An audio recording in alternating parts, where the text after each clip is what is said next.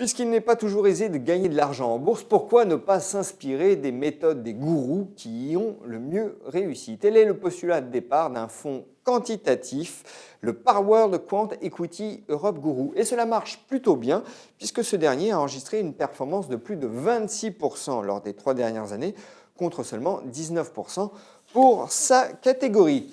Nous allons voir immédiatement comment tout cela fonctionne avec notre invité Étienne Vincent, responsable des gestions quantitatives chez TEAM, filiale de BNP Paribas Investment Partners.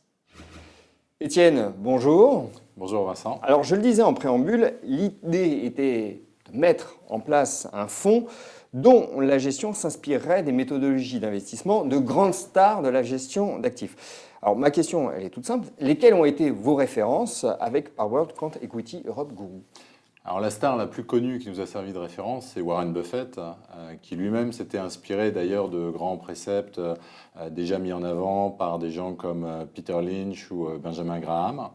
Et ce sont finalement des préceptes assez simples que nous avons reprogrammés ici dans ce schéma quantitatif et systématique. Alors, on va détailler évidemment ces préceptes, mais avant, une question un peu philosophique. Comment fait-on pour acclimater finalement les approches parfois très empiriques de stock pickers géniaux à la gestion quantitative? Est-ce qu'il n'y a pas une contradiction ontologique, si vous me passez cette cuistrerie? Non, les idées sont un peu toujours les mêmes, c'est-à-dire que ce sont des grands principes qui sont pleins de bon sens, qui se réfèrent à des choses qui ne sont pas du tout extrêmes en termes de comportement. Donc quand on écoute simplement ce qu'ils nous disent et qu'on essaie de le reprogrammer, mais sur tous les titres avec des indicateurs plus simples, on y arrive en fait très bien et on peut l'appliquer de manière beaucoup plus générale. Alors quels sont les préceptes que vous avez retenus? Alors le plus simple, je pense, pour comprendre la méthodologie gourou, c'est de faire le parallèle avec un achat immobilier. Si vous achetez un appartement, ça ne vous viendra pas à l'idée d'acheter un appartement simplement parce qu'il est représentatif de l'habitat d'une certaine ville. Ce que vous allez vouloir, c'est trouver soit un appartement qui n'est pas cher, donc en prix au mètre carré. Donc ça, c'est un critère d'évaluation du bien par rapport à son marché. Soit vous allez l'acheter pour sa rentabilité, parce que les loyers sont élevés par rapport au prix d'achat, donc la rentabilité locative, donc la profitabilité. Et c'est pareil pour une action, on peut mesurer la profitabilité de l'entreprise par rapport au cours de l'action. Ou alors parce qu'il est sur une bonne tendance, sur un marché qui est en pleine croissance, où des écoles sont en train d'ouvrir, plein de gens sont en train de s'installer. C'est exactement le même principe avec Gourou. On va calculer ces 3 critères. Et on va faire une note, comme à l'école, et on va prendre les premiers de la classe. C'est aussi simple que ça. Alors j'allais vous dire, oui, c'est très simple, ça sent même très schématique, parce que quand on regarde les performances de ces gérants, on se dit, il n'y a que ça finalement? C'est ce qui nous explique justement, c'est que gagner de l'argent sur les marchés, c'est plutôt simple si on a des comportements qui sont raisonnables. Et c'est une histoire de comportement. On va le retrouver à plein de niveaux, d'ailleurs, dans la philosophie d'investissement, comme par exemple le mécanisme de rebalancement, de construction du portefeuille de mois en mois. Alors ça, on va y venir, mais alors justement, bon, vous dites que les principes sont simples, on comprend qu'ils ont fonctionné, puisqu'on a la démonstration avec les historiques de performance de Lynch, de Graham ou de Buffett, mais qu'est-ce qu'apporte la gestion systématique et l'intégration des principes de gestion de ces gérants humains à la gestion systématique? L'intérêt de la gestion systématique, c'est de pouvoir suivre un univers de valeurs très large. Et d'ailleurs, de choisir son univers. On va pouvoir l'appliquer de la même manière sur n'importe quel univers. Et donc d'avoir un côté, j'ai envie de dire, simple dans l'application, qui permettra aussi, par exemple, de voir quel aurait été le résultat de cette stratégie dans le passé, et donc d'être complètement neutre par rapport, par exemple, à un gérant humain qui va avoir naturellement ce qu'on appelle un biais de familiarité, c'est-à-dire qu'il va préférer, par exemple, les actions du pays dont il est originaire ou les actions du secteur qu'il connaît le mieux. Donc on s'ouvre des horizons avec la gestion systématique, c'est ça l'idée? Tout à fait, c'est ce qui permet d'avoir un grand nombre de titres en gardant une forme d'équilibre dans le portefeuille. Les gérants dont vous vous inspirez sont des gérants souvent connotés value, parce qu'ils vont chercher les titres dépréciés, ils voient la valeur cachée. Est-ce que du coup, Guru est est un fonds value? Pas tant que ça, parce que la valorisation est l'un des critères, l'un des 3 critères, mais justement, c'est contrebalancé par d'autres critères, et en particulier le critère sur la profitabilité. Un effet en termes de style qui fait qu'au contraire, on pourrait dire que Guru est quand même d'abord orienté qualité, de style grosse, si c'était un gérant humain, De la croissance, plutôt que de style value au sens strict. Peter Lynch, que vous avez cité, dit qu'il fallait acheter des titres qu'on connaît, enfin dit qu'il faut acheter des titres qu'on connaît très bien. Alors, lui, il achetait des titres parce qu'il faisait ses courses et que ça lui donnait des idées, par exemple, c'est ce qu'il expliquait. Qu'est-ce que ça veut dire en matière de gestion systématique, connaître très bien des titres? Alors déjà, en termes de données, ça veut dire qu'on va avoir un certain nombre de critères, non seulement de liquidité, mais aussi de connaissance des titres. On va avoir un nombre d'analystes minimum qui suivent la valeur pour pouvoir considérer qu'on a suffisamment d'informations. Après aussi, le fait d'avoir beaucoup de titres en portefeuille, par exemple sur l'Europe, de l'ordre de 120 titres en moyenne, ça réduit aussi ce besoin de bien connaître les titres. Parce que certes, c'est un process de forte conviction qui va choisir des titres très particuliers, mais il va quand même respecter une diversification au niveau européen en ayant quand même suffisamment de titres pour que cet élément-là du discours de Peter Lynch soit moins nécessaire sur une gestion systématique comme celle-là. Alors justement, venons-en un peu à la manière dont vous sélectionnez les titres au sein de Power Quant Equity Europe Guru.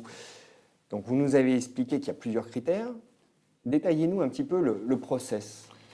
Donc on va commencer par calculer ces 3 critères sur chacun des titres de l'univers liquide qu'on a retenu. Et puis ensuite, on va faire ce qu'on appelle un score, c'est-à-dire qu'on va donner une note de 1 à 10 sur chacun des 3 critères. Puis on va additionner ces 3 notes pour avoir la meilleure moyenne. Mais le critère de liquidité, il est primordial pour vous? Alors oui, en effet, on va commencer par un filtre de liquidité pour s'assurer qu'on ne va garder en portefeuille que des titres qui seront suffisamment liquides pour être traités.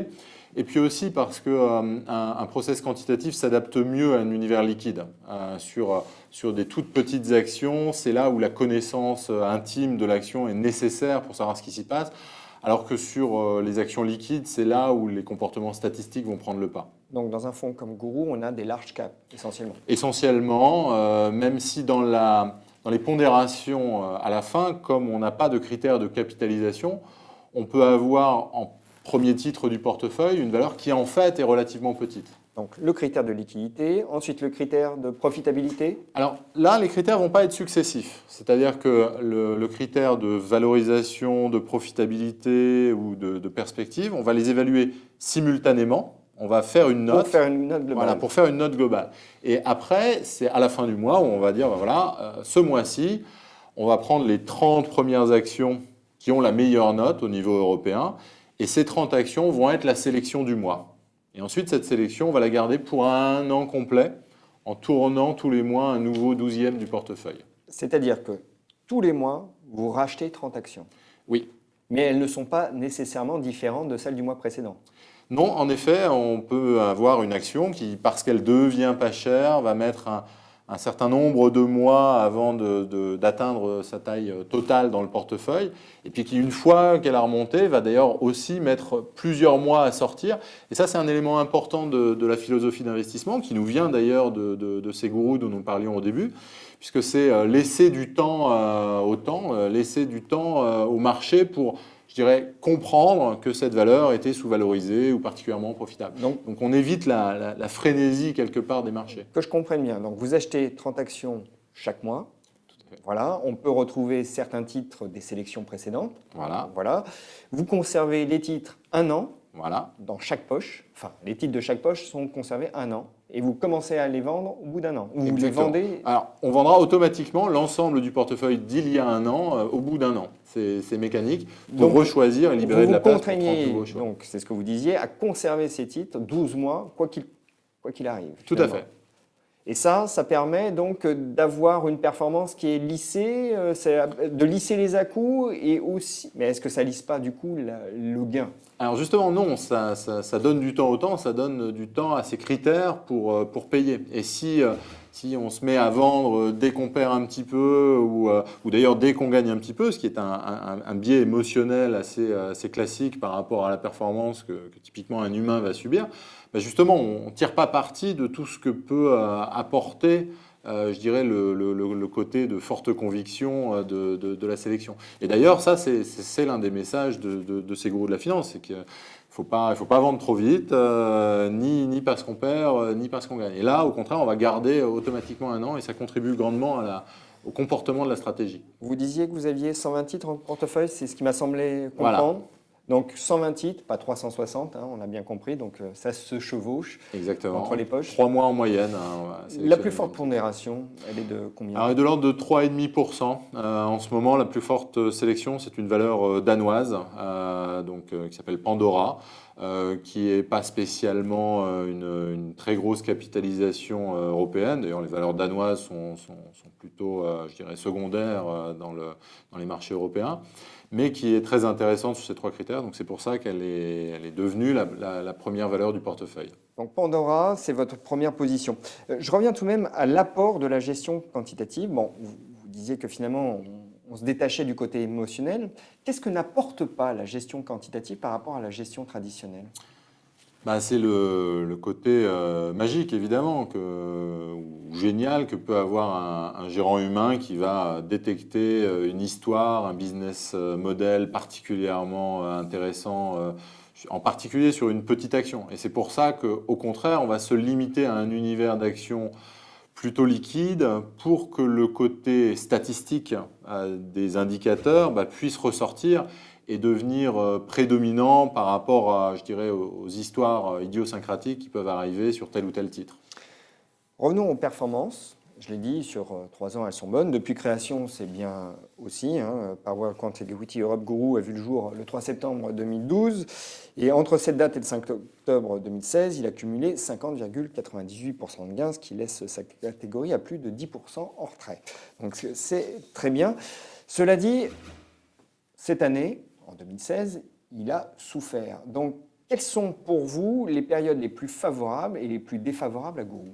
Alors clairement, ce process est un process de sélection de titres. Donc quand la sélection de titres marche bien, quand les marchés, j'ai envie de dire, punissent les mauvaises actions et valorisent les bonnes actions, tout va bien. Et c'est ce qu'on peut voir, j'ai envie de dire, la majorité des années. Mais dans des années comme cette année ou comme 2008, quand un élément, j'ai envie de dire, externe vient perturber le marché, soit parce que c'est une crise déclenchée de l'extérieur, soit parce que cette année, on a un phénomène comme le Brexit, évidemment, c'est une surprise pour tout le monde, y compris pour les gérants humains. Et donc, ça peut avoir des impacts plutôt négatifs sur une stratégie qui est une stratégie de forte conviction et donc qui a fait des paris forts, même s'ils étaient tout à fait justifiés, et s'ils sont toujours justifiés d'ailleurs, au moment de cette crise.